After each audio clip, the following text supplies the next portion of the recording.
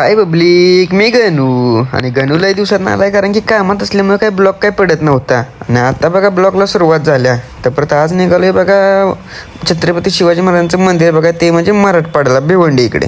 इथनं परत गाडी काढली निघालेलो. हे बघा कंपनी असल्यामुळे नुसता दूर हो. भावाचं आपलं टायपिंग चाललेलं कुणाबर काय माहीत नाही. तिथनं परत आलो, मॅपच्या भरोशावर आल्यामुळे ही अवस्था.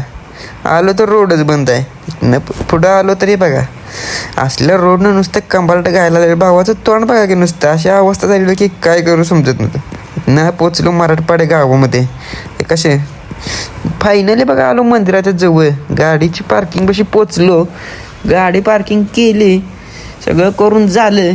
निघालो बघा मंदिरात. आता आणि मंदिरात गेलो तर काय शांत बसते तुम्ही. लाईन लागलेली, लाईनीचं पर्यंत यांची मस्ती चालू.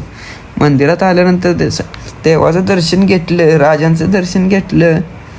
परत राजमाता जिजाऊंचं दर्शन घेऊन परत म्हणते जरा बाहेर यावं, बाहेर फिरावं.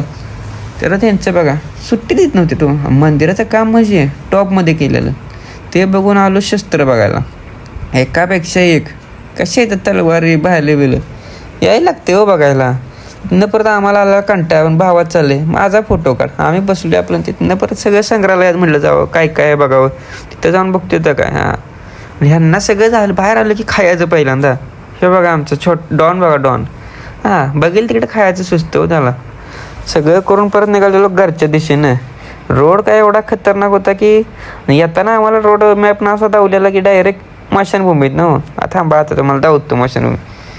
हे बघा पुढं स्मशानभूमी. हां, स्मशानभूमीत ना रोड डायरेक्ट सुट्टी नाही.